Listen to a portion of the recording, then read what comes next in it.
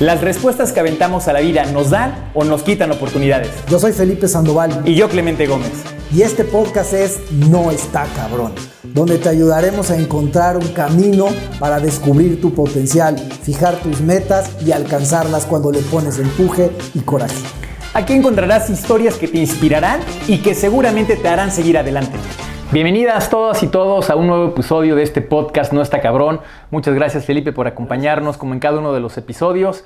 Hoy tenemos a un gran invitado que tiene un gran legado para nuestro país y principalmente para nuestro estado, Máximo Cerdán, quien es bisnieto de Aquiles Cerdán. Muchas gracias, Máximo, por acompañarnos el día de hoy. Gracias a ti, Clemente. Gracias, Felipe. No, hombre, gracias a ti.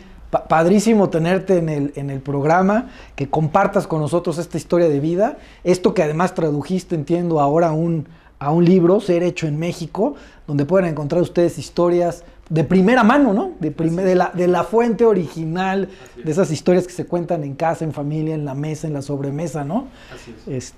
Pues muchas gracias. No, al contrario, gracias a ustedes por invitarme por acá. Pues platícanos un poco acerca de lo que significó para ti hacer este libro de Ser Hecho en México.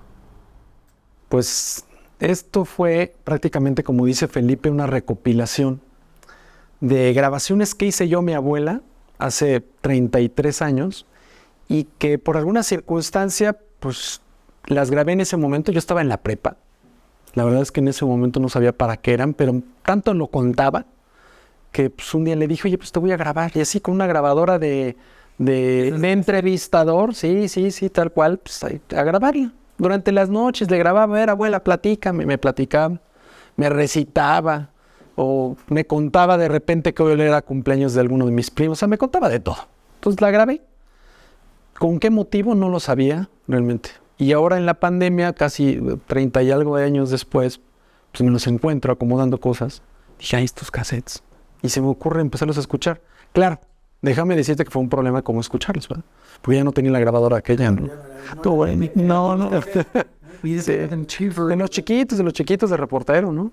Entonces ya conseguí una en internet y ya la escuché finalmente. Y me los chuté, o sea, fueron casi 12 horas que la grabé, que no me acordaba ni siquiera qué era lo que había hecho, que no los había escuchado. Y cuando los empiezo a escuchar, dije, caray, o sea, esto no es mío. O sea, esto no es mío. O sea, esto es algo que tengo que transmitir. Y de ahí nace la idea. Luego ya me topé con retos como que, pues yo no soy escritor, ¿no? Entonces dije, bueno, ¿y cómo lo transmito, no?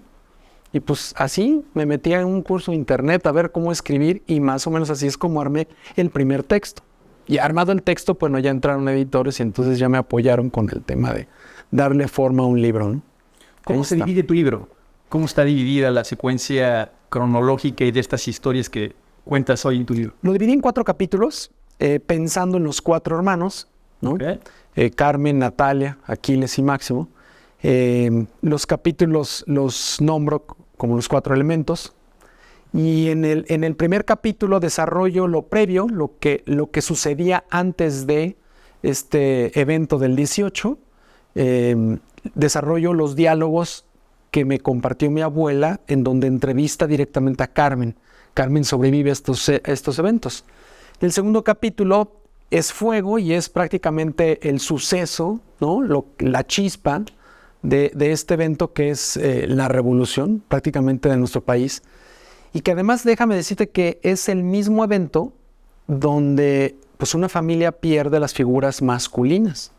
Entonces ahí viene un contraste, ¿no? El primer contraste que enfrentamos como familia y que por 100 años de alguna manera era algo que no se platicaba. O sea, aunque platicábamos mucho del tema, pero el dolor que existía realmente, o sea, nos opacaba el sentido de pertenecer a un legado, como lo decías. Pero el dolor fue algo que fuimos desarrollando, ¿no? Por 2, 3 generaciones. Yo soy bisnieto, soy prácticamente la 4ª generación, ¿no? Entonces, eso aparece en el capítulo 2. En el tercer capítulo, que es tierra, y lo hago alusión como la base de esto, son los diálogos, como los rescaté de Carmen, que tuvo con... Textuales, como los contó mi abuela, como yo los grabé, como ella tomó nota en taquigrafía, de los diálogos que Carmen le contaba en su casa, como decía Felipe, o sea, de sobremesa, pues, fueron 14, 15 años que eran vecinos en la Ciudad de México, que le cuidaban los niños a mis tíos. Tía, ¿cómo estás? Pues la tía era su suegra, porque la tía es quien cría a mi abuelo. Entonces, pues ahí transcribo esos diálogos. Y el último capítulo, que es mi aportación, lo titulo Agua, y prácticamente es como lo que yo busco que sea un aliento a una reflexión del significado de ser mexicano, de ser un ser humano mexicano, ¿no? Por eso es el título de Ser hecho en México, ¿no? Con esa doble connotación. Así es como está dividido el libro. No es un libro muy extenso, es un libro que te puedes chutar en una tarde seguramente. Sí, en una tardecita. Con un café. Sí, o con un whisky. Oye, ¿qué hay, digamos, de todo esto que recoges? A la hora que estás recopilando la información, ¿qué historia, qué suceso, qué evento, qué momento de todo esto hay que te mueve más, que te hace vibrar más, que te saca más lo Cerdán, digamos, ¿no? Mira, hay varios puntos en estas anécdotas, pero quizá uno, hay un momento en el cual la misma Carmen describe cómo baja de la azotea y les comunica a su madre, a su cuñada y a su hermano que Máximo había muerto. Entonces, ese momento en el cual solo como con señas, así lo describe ella, entra a la habitación bajando de la azotea, Aquiles medio la voltea a ver de reojo, su madre le levanta la ceja y ella únicamente dice: han acabado con Máximo. Silencio entre balacera, ¿no? No más comunicación entre ellos. Aquiles sigue atendiendo el enfrentamiento. Su madre dice que se queda en silencio total. Filomena, que también estaba ahí, no hace mayor raspamiento. Y pues Carmen no hace más que, sin pensarlo, salir al balcón y convocar a que vinieran a ayudar, ¿no? Y allí echa un grito que pues está impregnado también ahí, que es: la libertad vale más que la vida. Y eso, pues creo que trasciende hasta nuestras épocas, ¿no? ¿Sí lo habías pensado? ¿Sí eres consciente cuando recoges estas entrevistas, las escuchas, piensas en hacer un libro? Hay un legado, hay un compromiso con el país, con la familia, que además nos identifica. Para la gente que nos está viendo en otros lados, Puebla es llamada la cuna de la revolución, porque un 18 de noviembre es cuando hacen este levantamiento, hace este enfrentamiento en los hermanos Cerdán. Pero ¿cuál es al final el compromiso que tú sientes al escribir el libro? Mira, primero déjame contarte brevemente que cuando yo era pequeño, cuando yo me entero del tema Cerdán, que además yo me apellido Cerdán, pues para mí fue sorpresa. O sea, es como para un chamaco, ¿no? No, una sorpresa. O sea, una sorpresa. Cuando yo veo un día en la calle aprendiendo a leer que dice Carmen Cerdán y le pregunto a mi mamá por qué dice el nombre de mi hermana en la barda, pues me dice: ay, que te explica al rato tu abuelita, ¿no? De esta abuela que describo y que me comparte todo esto. Llego y le pregunto: oye, abuela, ¿por qué dice Carmen Cerdán en la barda, no? ¿Por qué está el nombre de mi hermana, no? Porque eso era lo más próximo que yo tenía. Ni siquiera te estoy hablando de mi tía, mi hermana. Entonces me empieza a platicar, cosa que a lo mejor ya había escuchado, pero como que en ese momento le presto atención, no relaciono. Y entonces ahí digo: ¿cómo? O sea, entonces yo me llamo Máximo Cerdán, caray. O sea, ¿por qué es esto, no? Ahí empieza a despertarse esta sorpresa. Pasa el tiempo. Pues se convierte hasta en un momento chocoso en el colegio, ¿no? Se acerca noviembre y querían que leyera o que me parara o que no sé qué. Dice uno: no, pues a lo menos que quieres es hablar en público, ¿no? En ese momento, ¿no? Esa edad, Claro. Pasa el tiempo y pues entra uno un poco como a la madurez y sí voy echando reflexión, porque además yo veo cómo va pasando el tiempo con mi padre y con mis tíos. Y entonces cuando yo empiezo a darme cuenta que esa generación, pues prácticamente es una generación adulta, y que la generación activa, hablando en esa jerarquía, somos nosotros, o sea, mis primos y yo en ese momento me cae el 20 y andaba pasando el tema de la pandemia y además me encuentro los cassettes y dije: esto ya no es un honor, una sorpresa, esto es una responsabilidad. Es una responsabilidad porque es un evento que no nos pertenece. yo traigo el apellido, pero esto es un evento que, como dices, pertenece a Puebla, pertenece a México, ¿no? Es el inicio de una etapa de transformación que está viviendo nuestro país. ¿Y por qué lo digo así? Porque pues eso sucedió hace 112 años. Pero hace 112 años, pues a lo mejor no esperamos vivirlo nosotros, ¿no? Para un ser humano es quizá mucho.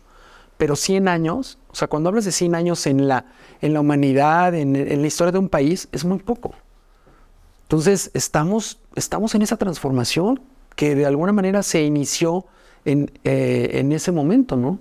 Y pertenecer a la familia que dio su vida por ello, pues desde luego que es no nada más un honor, es una responsabilidad. Dale. Oye, en estos diálogos que plasmas en tu libro, ¿la familia se sigue reuniendo? ¿La familia Cerdán actualmente se sigue reuniendo? ¿Siguen estas pláticas? ¿Siguen estando en esta unión familiar de todos los Cerdán? Sí, mira, te platico cómo es la descendencia. De los 4 hermanos, Carmen, que es la mayor, no tuvo hijos. Luego sigue Aquiles, que tuvo 3 hijos. Aquiles, mi abuelo. Héctor, tío abuelo, y Sara. Sara no tuvo hijos, Héctor tuvo un par de hijas. Entonces la descendencia viene de Aquiles. Natalia también tuvo hijos, 5 hijos, y Máximo no tuvo hijos. Entonces yo desciendo de Aquiles Cerdán. Mi abuelo tuvo 7 hijos, de los cuales 6 de mis tíos, uno de ellos mi padre, desde luego, viven. Entonces te hablo de que la generación de Aquiles vienen 7 y luego de ahí somos 25 bisnietos ya de Aquiles Cerdán a la Triste y son 35 tataranietos.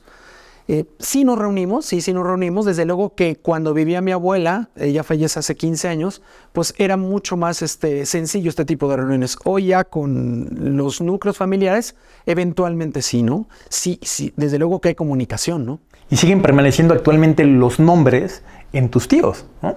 Sí. O sea, sí tienes un tío Aquiles, sí, una tía Carmen y tu papá Máximo. Sí, es correcto.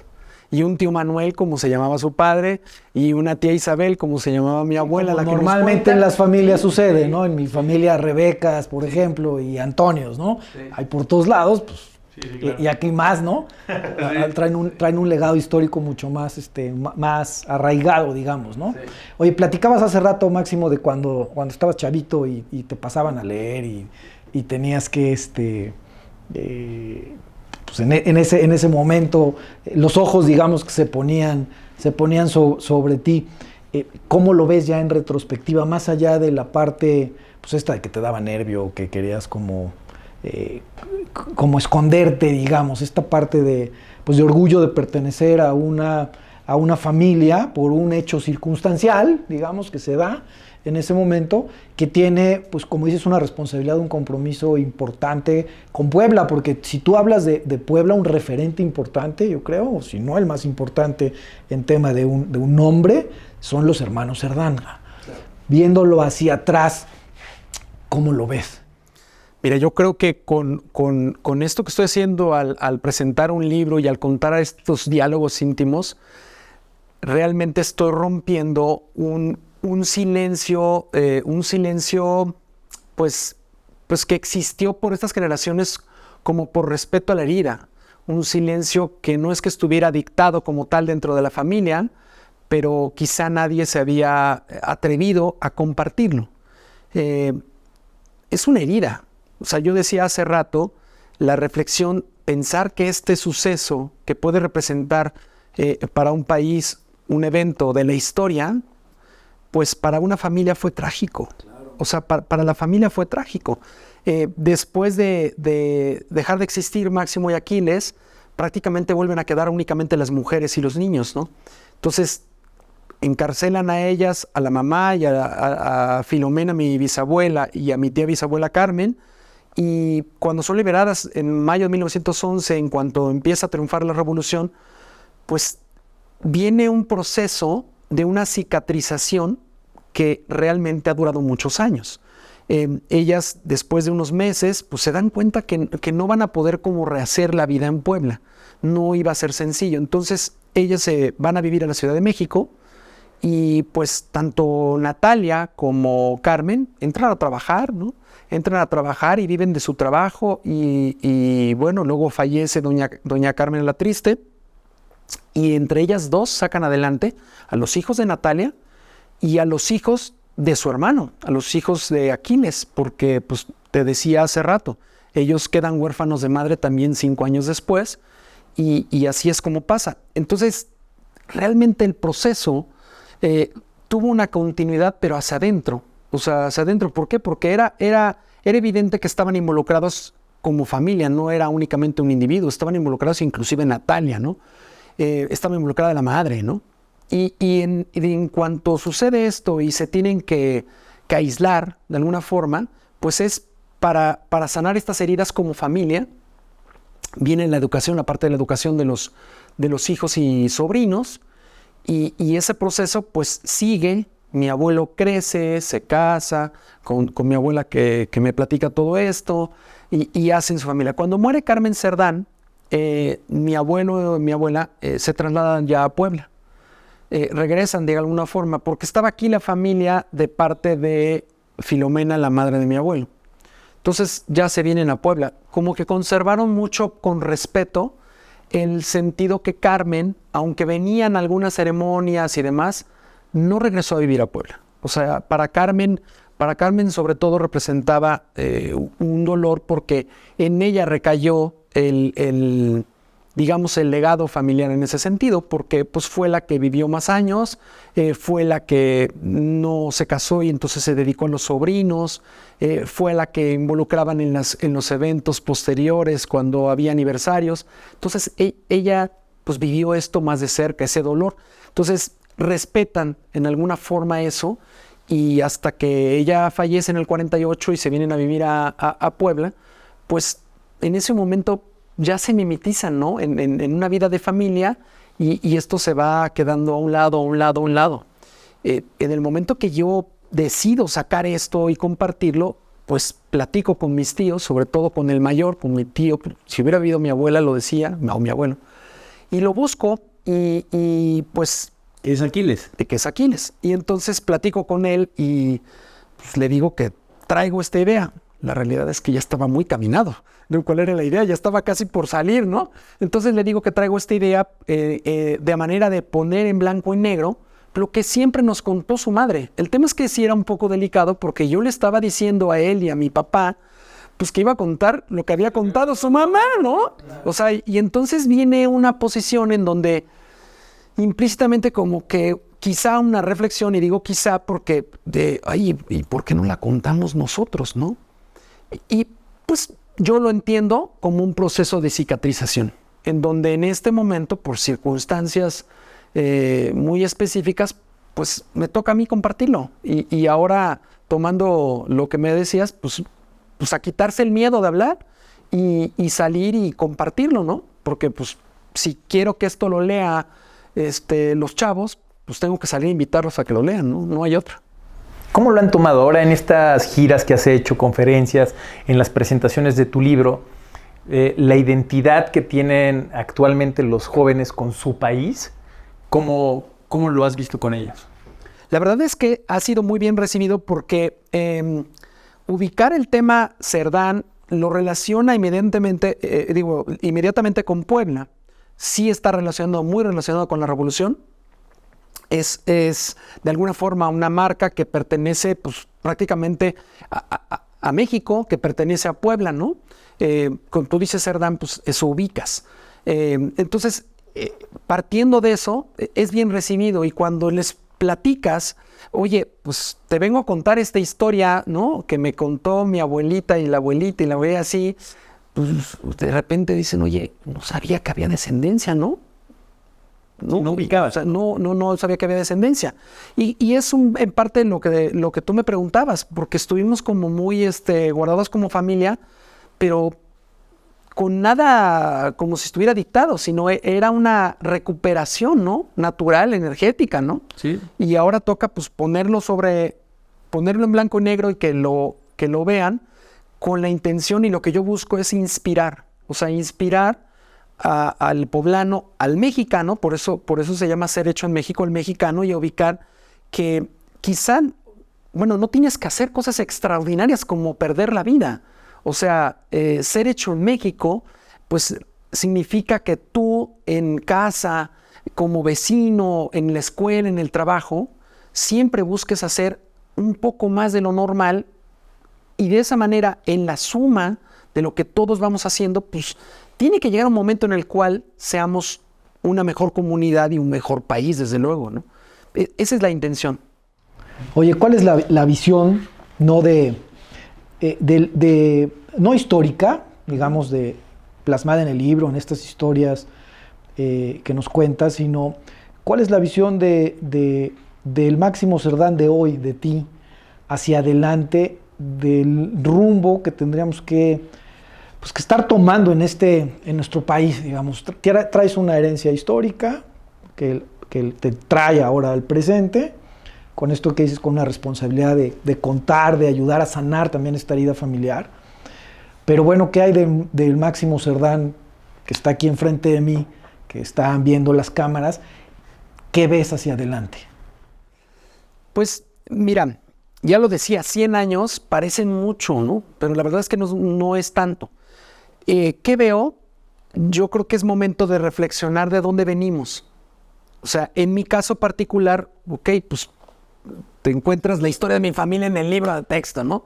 Pero la historia tuya, la tuya, de todos los que nos están viendo, es extremadamente igual de valiosa, porque eso nos está haciendo a nosotros tres estar acá y la gente que nos ve estar viendo el video.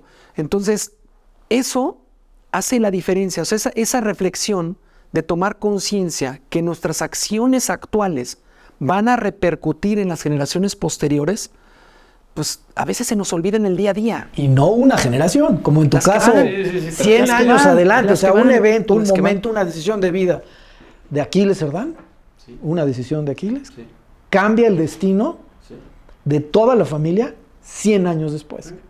Lo mismo, me parece extraordinario lo que comentas, de que una acción hoy, de Clemente, de Máximo, de Felipe, tiene una repercusión, seguramente, 100 años después. Para bien o para mal, como lo quieras valorar, dentro de 100 años. Pero trasciendes. ¿No? Pero trasciendes justamente. O sea, es esta forma en donde tu energía, tu vida, el estar aquí, fluye mucho más allá de lo que podamos vivir, ¿no? Es que cambiar no está cabrón. O sea, es la verdad, pero es la suma de las acciones de todos.